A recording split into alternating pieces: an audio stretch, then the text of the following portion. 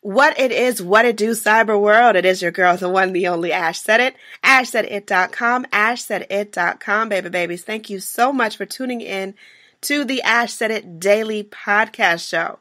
You guys know I always keep it up, with some new freshness of life and some original stories. These are real life stories and inspirational stories to help you throughout your day, your week, your circumstance, and let you know that you're not alone.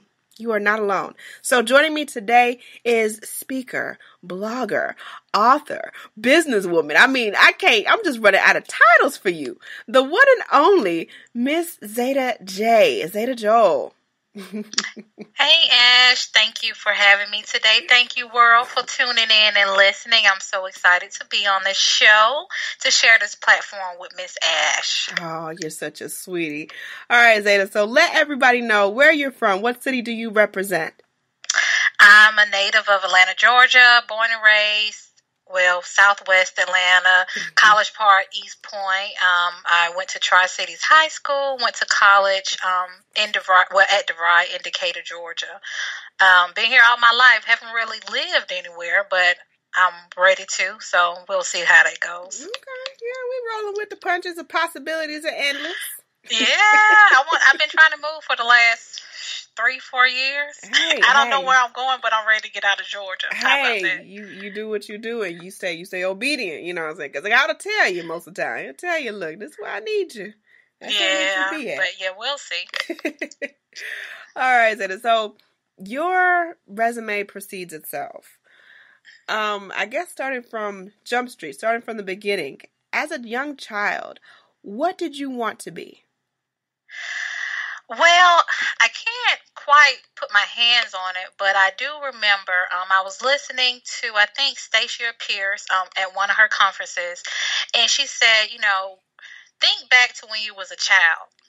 And so this vision came across. I was laying on the floor. I had to be like 8 or 9. And I remember writing stories. So I used to write stories, just had a wild imagination. I just made up stories. Mm-hmm. And I had a little journal, and I would lay on the floor and just write in my book every day. But as I grew older in middle school, high school, somehow they got lost in the shuffle. So in high school, at Tri-Cities, because it is a performing arts school, I enrolled in the magnet program for TV and production. I did that for probably first or second semester, but then I dropped out because I started hanging with the wrong crowd. Mm-hmm. Towards graduation, I just graduated. I ended up getting pregnant with my daughter, who's now 16, and I just started living the regular, traditional 8 to 5, 9 to 5 life. Mm-hmm. And so not until probably my first corporate job, I realized corporate America wasn't for me, but I continued to do it because I had a daughter to raise, being a teen mom. So I dabbled and dabbed into various businesses. Like I did network marketing, travel agent, selling some products, selling internet. Not until probably 2015 did I actually start a business and do all the marketing, promotions, networking, etc. In between that time, I went through some changes, just life changes, and I started writing 2 books. So the first book is Parenting with No Bra, and then the second book is Like Father, Like Son. Now, anyone that knows me, they probably see me on social media posting something network business related. Oh, she started 5, 6, 7 business. Still haven't made $1 million yet. Hey, but it's coming. Yeah, they know that, so they know what I'm capable of. So not until 2012, I had my son, and due to how the relationship ended with his father, I was like, okay, Zeta, you need to tell your story. So pretty much my story is I was looking for love in all the wrong places. I had lost my job in 2011. I met his father later, my son's father, later that year. I thought he was the one. We were born on the same day. He whining and dining me. He treat me like a queen. He doing all the good stuff, what a typical woman wants. And things start getting serious. So a couple of months after us dating, I became pregnant.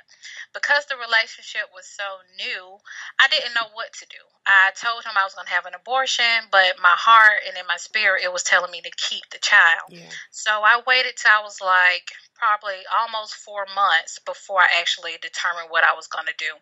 So I made the decision to have my son. Shortly after that, he called me one day and he was like, I need to talk to you. I was like, okay. So he comes over and he was like, pretty much, I'm married. I've been married for 5 years and this is what it is. I can't tell you what happened today because I think I blacked out. But the only thing I remember telling him was like, get the hell out of my house. And that was the end of the story. So, probably, I know several months passed by. You know, I went through a depression because at the time my daughter was 12 and I had made a vow and commitment to myself that I wasn't or didn't want to have another child unless I was married. And that's when I will have my child. But because I met him in that situation, he changed the picture of my life. I basically had to roll with the punches. You know, I was still working. I was a single parent. Everything was on me. And then I had to deal with what just happened. You know, I prayed to God, like, God, why me? You know, what did I do to, you know, have this child by marriage now? What did I do to put myself in this situation? And so I sought counseling from the church. I didn't really have anybody by my side but my mom and my daughter. And I had to tell my mom what was going on. And I was ashamed. I didn't want to tell my friends. Nobody knew but only my mom and my daughter. A couple of months went by. My son's father, he got in contact with me, but we still weren't on speaking terms. I told him I was having a son.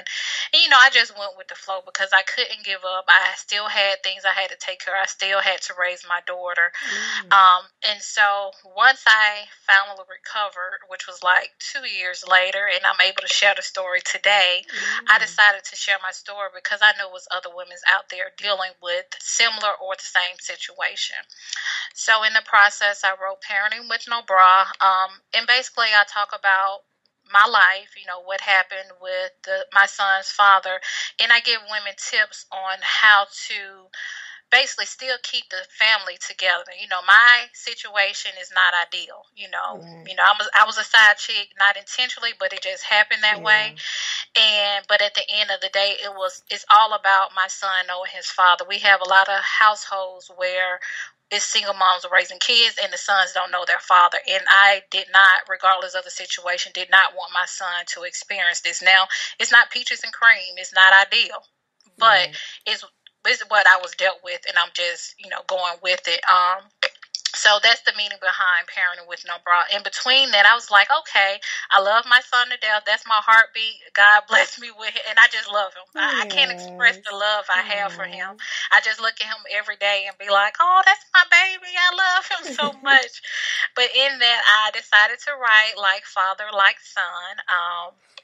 I am are two powerful words, you know, in the Bible, just day to day, just affirmations, and that's when things manifest in your life. So I said, what better way to provide visuals for little boys who do not have fathers in the households, who are being raised by single mothers, to give them something positive. You know, you don't have to be a rapper, you don't have to be a baseball player, like the regular things that they see on TV. There are other professions, other things in the world for them to be.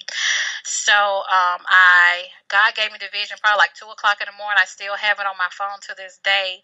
So I wrote out the plan. I didn't have an illustrator at the time, so I was speaking with some friends. He was like, oh, I know somebody who may do it for you. Contacted the guy. We met, and he was like, I'll do it for free. It was a 2-year process, but we made it happen. So that's why we have today Like Father, Like Son. But the whole purpose and mission is behind both books are to basically get the family, black family, to be more close-knit and solid. You know, we have a lot of single moms and a lot of men who okay with the side chicks, us having babies with side chicks.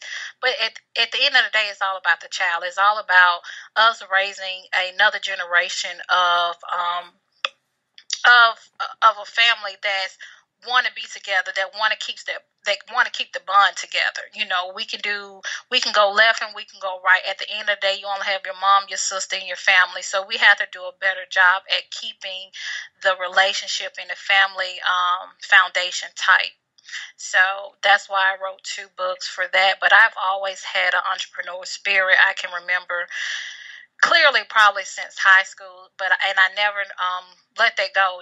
It's always been in me. It's always been in me to just do more, and I continue to push myself. So today you have Zeta J, and Zeta J is just out here living her dreams. It's not easy.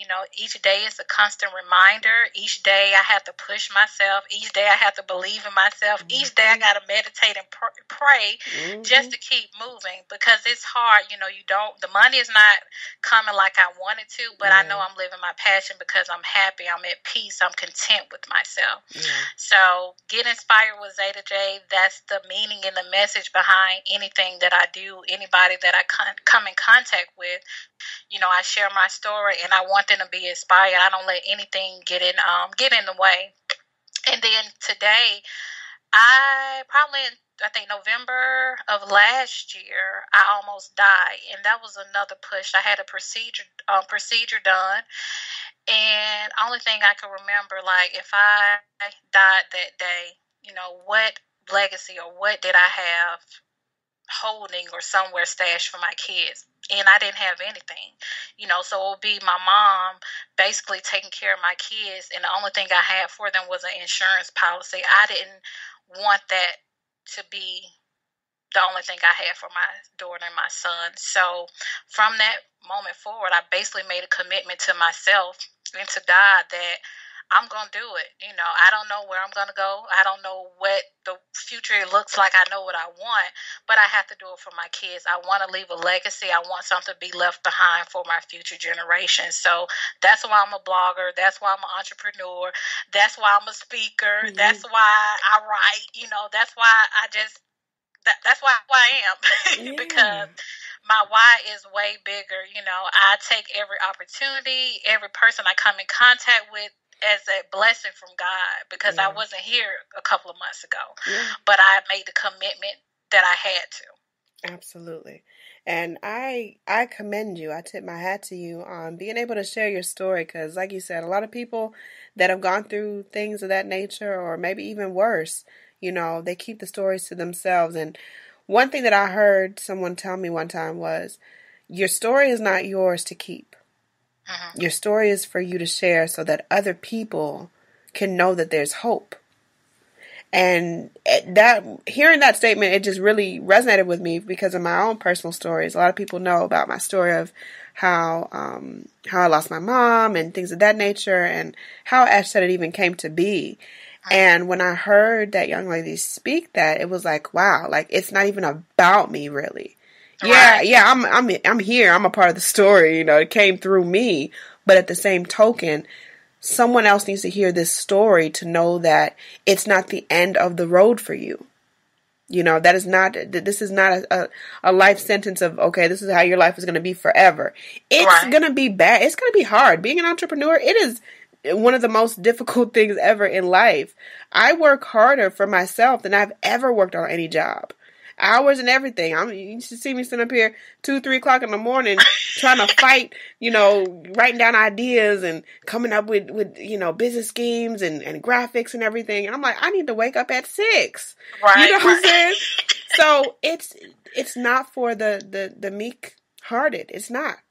It's not. They can't give up. Like, everybody goes through a situation. Everybody has a period of time where, they're grieving, life events happen, but deep down inside you, like, you're supposed to be something bigger and better. Mm-hmm. And I think that's the push. Like, they just have to dig deep and just listen to that and just go for it. Like, you can't sit and think about and contemplate and tell your mom or dad. You just have to go for it. Mm-hmm. Yeah, absolutely. Just keep that in mind. And, situations happen in life that are beyond our control a lot of times. And I would just say that, you were not the side chick. you were blindsided, because there are some women out there. We're not going to go into specifics because social media has been blasting this the last couple of days, and we're not going to celebrate that lifestyle. But we're not going to celebrate that type of life. But it's just unfortunate when people are not upfront and honest about their situation, because I've been in a situation with a gentleman where he was not out front and honest with things. And, people can be very selfish in that manner, because, you're putting someone's life in danger. How do we know that whoever they're dealing with isn't crazy out their mind and, going to go around and be slashing tires and, cracking up windshields and things of that nature? So, like I said, for you, I would say you were not a side chick. You were blindsided. And everybody wants love. Who does not want love? Everyone wants love. And we want someone to celebrate us, and we want someone to have our back. It's just unfortunate when situations like that unfold and people are not who they portray themselves to be. Right. But Ash, like when dating, I think during the time, that's when Steve Harvey came out with his book. I can't remember the name of it. I can't remember the name of it. Yeah, because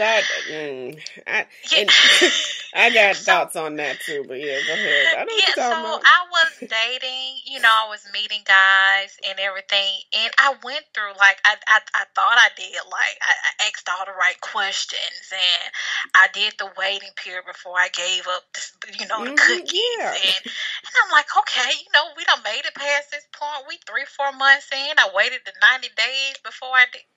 And this is what I get. Girl. So I'm like, Lord, and even when we get in those hard times, like, we end up resorting to God anyway. Like, we do what we want to do, and God reel us back in, like, okay, you can't just be out here doing you and forget about me. Because prior to that, I was basically homeless. I had lost my job, and same situation. My daughter's father said that he was going to help me, and this was really a time that I needed him.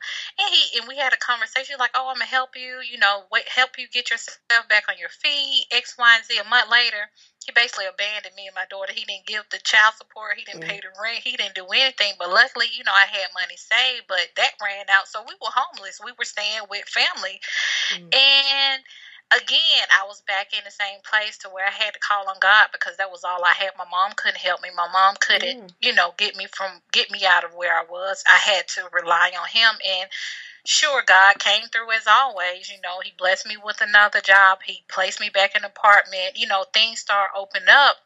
But then I go back into this slump again, because I meet my son's father. I'm like, God, what are you trying to tell me? And so I had to dig real deep and, like, just depend on him wholeheartedly. It's one thing for you to depend on him for small steps, but when your life is dependent on it, like, I'm God all day. Like, you couldn't talk to me and I wouldn't talk about God, like, because I know what I've been through. Even now, I know what I've been through. Absolutely. And you know what God has brought you through, because it's not, a lot of people like to sit up there and take credit for everything. Oh, I brought myself through this. I built myself from nothing. And no, God saw you through that. Right. God blessed you with those opportunities. God put the right people around you. And again, we have to take responsibility for certain things, because 2014, when I was going through just a crazy, I called it just like my blank phase, because I really don't remember a lot of the stuff that I was doing. And I was partnering with people on ventures that made no sense. These were opportunities and business plans that weren't even in my heart, but I was doing them as a distraction. And I was doing them, thinking that it would bring me peace or happiness, or, just completely just take my mind off of all of my grief and guilt. And it didn't do anything for me. Honestly, it was just something that, was to buy the time. But eventually I had to surrender fully to God and just be like, God, just use me to what you want me to be, and who you want me to be to this world, and what you want my impact to be. And as soon as God was like, okay, I was waiting for you to listen up. Right. I was waiting. You sitting up there trying to do it yourself. All right, I'm gonna let you do what you gonna do like Kanye. I'm gonna let you finish what you're doing, but I got the best plan of all time. I got the best plan for your life of all time. So the minute that we become obedient to God and listening to what is meant for our life, it changes everything. Mm-hmm. It changes instantly everything. It is. It's almost instant. Instantly. Yeah. So it is. God is good. God is so good, and it's just amazing to be able to do what you want to do, when you want to do it, how you want to do it, and knowing that you're in your purpose. Right. That's another huge part of it. Being in your purpose, knowing that you're in that purpose for a reason. It's not by accident, you know. It ain't, oh, well, I just kind of hop, skipped, and jumped in it. No. This is what you're supposed to be doing. Right. And then also, I know, like, on this journey, because, like I say, since probably 1920, I knew that entrepreneurship was for me, but I didn't quite believe in myself. And when you are searching and looking like, what should I be doing, or what is the next business, you kind of tap into a lot of other people's vision and dreams, and you start believing like that's what I should be doing, Mm-hmm. versus going what you think or what's in your heart to do. And I know on this journey, like you said, just thinking that you should partner or do business. Mm-hmm. But where I'm at now, I just go for what I think and what I believe I should be doing. Like the partnerships, that's good, but it's your vision. Like I did a speaking engagement. Like God gave you the vision for you to live out that vision. He didn't give you the vision for you to tell somebody and get them on the boat with you. So we have to start like the vision God has given you. You run with it. You get the people that you need to help bring His vision forth. And that's where I'm pretty much at right now. Like God, I'm listening to you. The vision that you place or the ideas that you place. Slowly doing it and incorporating it in my life. It may not be 100% perfect because it's not going to be perfect from the beginning, but I'm believing in myself and knowing that I can do it and I can see what it's going to look like in the end. Yeah, no, you totally hit that. And that 1920, was that a Zeta reference? Shout out to all my sorors of Zeta Phi Beta Sorority Incorporated. All of my sorors across the nation, across the world. So sweet. I had to do that in there. But so Zeta J, what has been your biggest challenge thus far in creating your own brand? Challenge. Mm-hmm. I don't think I can go back and just knowing what I'm doing is the right thing to do. I think that goes back to that belief, just knowing like whatever. So for instance, like I started my skincare line in 2015. And I knew that it was a good idea and it was what I should have been doing, but because I didn't believe in myself. Fast forward 2 weeks ago, my daughter, who's now 16, she was like, Mommy, where are those skincare products? I want to post it on Snapchat. She posted on Snapchat, just took a picture and posted on Snapchat. Do you know that she made $100 in 1 hour? Girl, that's what I'm talking about. $100 in 1 hour. It was just my vision, but I didn't believe in myself. So I just let it go waste. I did a couple of promoting. I did the stuff that I needed to do, but I really didn't go hard for it. When she did that was a vision that was already planted. We got the products. We got the website. I was just like, nobody don't want my skincare products. Nobody don't want what I have. But even when I was out promoting, people was like, oh, you need to really stick to this because these are some good products. My mama has given them to her friends and family. And I get good receptive feedback, but I didn't quite believe it. It's one thing for you to put something out, and it's another thing for you to actually believe and go hungry for it. Like now I'm hungry because I almost died, and I know I have to leave something for my kids. So I'm hungry for whatever I put out on the table. Yeah. So the biggest challenge is actually believing that it's going to manifest into something bigger and better and greater because God says so. Absolutely. I love that. I love that belief. I totally agree with that. Yeah. Believe in yourself will take you far. It will absolutely take you far. So, Zeta, what is on the table for you? Because today is June the 1st, and I know my calendar is maxed out. I know yours got to be maxed out. Where people can see you next? What's going on with you? So currently, so a couple of weeks ago, I did my first event. It's called Meet the Author. So as an author, you're kind of lonely. Yeah. So you're the only author in your circle pretty much. And then being in Atlanta, it's a lot of celebrity authors, but it's not a lot of local authors or authors that you may know. So I started this event. It's called Meet the Authors. It was a couple of weeks ago. We had it at the Intercontinental Buckhead. It was a great turnout. We talked about business. We did storytelling. And then we also kind of just shared our personal stories and connected with one another. And so I'm actually planning the next event. It will be held in October. Go to my website, www.IamZetaJ.com. It's going to be the Meet the Authors Retreat. Trying to have it in a cabin somewhere, so we're working on that. This weekend, I'm actually going to the Charge Up Campaign Gala. It's going to be Atlanta Metropolitan College, supporting breast cancer and just raising awareness. You can actually follow them at Charge Up Campaign on Instagram and then also Facebook. I think next week I'll be attending Onika. Actually, she's the founder of the Little Blue Box Brunch. She's having an event at Livy Ray's, How Fitting, for big-breasted women to come out and get fitted properly for their true bra size. Other than that, I'm also looking for guest bloggers on my blog. Get inspired with Zeta J at www.IamZetaJ.com. I've partnered with Swag Her Magazine. They have a large social media platform, so I'm highlighting small business owners, entrepreneurs, female entrepreneurs, any type of business brand, anything that you have and you want to get in front of millions. I'm currently promoting that right now. And then, let's see, that's probably it. I think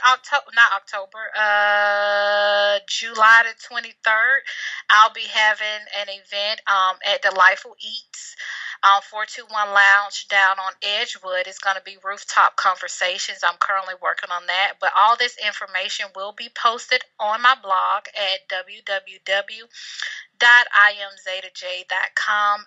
And then also, you can purchase Parenting with No Bra and Like Father, Like Son. Hear more about my story. And if you're a single mom and also raising a little boy, you can purchase Like Father, Like Son. Both books are available on Amazon. Awesome sauce. Yeah, that's a lot. That's a lot. We just kind of scraping the surface because I already know the calendar be full. It's full. Like my business partner, she was like, so what all we got going on today? I was like, okay, let me just look because it's a lot. Yeah. And then on top of that, I'm a single mom and I'm raising 2 kids. And then I'm still working full time because, I'm still like in the beginning phases. So I have a lot going on right now. Definitely. That's why it's Parenting with No Bra because I'm just letting it all hang out. I feel you on that one. I feel you. Yeah. But yeah, I'm blessed. I'm content. I'm happy. I'm doing, like we talk about passion. And I really didn't know, like you hear people say, what is your passion? Passion is when you're content, you're at peace, and the money not coming in like that, but you still enjoy doing it. That's what passion is. Yeah. You're right about that because it's, being an entrepreneur, it ain't easy. And then as well as I know, the money does not come just trickling down. It's not like, when you're 9 to 5, when you're being measured on as far as how many hours you're putting in. That's how much you're going to be paid. You're going to put in way more hours working for yourself and not see even a quarter of the fundage that you would get from a traditional job. And you got to be happy and content with that. Because the money will come. It will come. The money will come. So, about that. All right, Zeta. So, with everything that you've gone through, all of your life situations, and everything that you have accomplished thus far, and everything that you will accomplish in this life, what advice would you offer to any up-and-coming person, any young person that may be facing adversity right now, and their back is up against the wall, and they don't know what to do, and they're like, well, you know what? I'm just going to be like everybody else. What advice would you offer to them? Well, first thing, don't be like everybody else. Go into that room, close the door, and just seek God. Like, that's the first thing. Like, just let everything go. Forget about it. Forget about what's going on. Forget about your circumstance. Just let it go. Like, don't think about it. Let it go. Go into that room, close the door, and just seek God. Like, lay it all on the table for him. And he already know what's going on. Just lay it out on him. And once you have that conversation with him, start thinking about it. Okay, what is my heart really telling me? What is the next step for my life? Because we have to have some type of plan going on. We have to know what the next day is going to be like. So pick one thing. We can't do multiple things. We only got to stick to one, until we are disciplined enough. Pick one thing and go for it. Just go for it. You don't know what it's going to turn out. Make the connections you need to make. Write it down. Make it clear, plain, and simple, and move forward. The road is not going to be easy. Everything is not going to be given to you. You have to be hungry for it. You have to go after whatever it is that you want.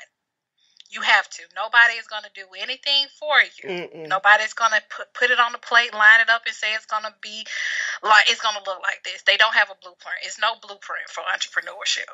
You have an idea as to what you want, but it's not a blueprint laid out. Everybody's success is not going to look the same as your success. Everybody's path is not the same as your path. So you have to really rely on God and what your heart is telling you, which is intuition. And you have to start. For me, recently, meditation and repeating affirmation, that's really what I've been doing daily. Each day I get up at 5 o'clock in the morning. I'm going in my closet. I got my affirmations. I'm saying my prayer, and I'm trusting God every step of the way. So close the door, seek God, pick one thing, stick to it. You got to be hungry. You got to grind. Nobody's going to give anything to you, and do your meditation and affirmations every day, and then watch. Just sit back and watch. And see what happens. You're right about that. Sit back and watch. I love it. Sit back and watch. Zeta J, thank you so much for being a part of the program today. Let everybody know, again, how they can reach you if they need to reach out to you for anything. Okay. So first of all, thank you, Ash. Thank you again for this opportunity. It was a pleasure meeting you at Little Blue Box Brunch. I get tongue-tied each time I say it. But thank you, Onika, for connecting us and allowing this to happen. But I can be reached on all social media platforms at I am Zeta J. Again, Instagram, Facebook, Twitter, at I am Zeta J. Get in my blog, Get Inspired with Zeta J, www.IamZetaJ.com. All events or any happenings or things I will be attending is posted up on my site. I'm also looking for guest bloggers. So if you want to get in contact with me, email me at IamZetaJ@gmail.com. Again, IamZetaJ@gmail.com.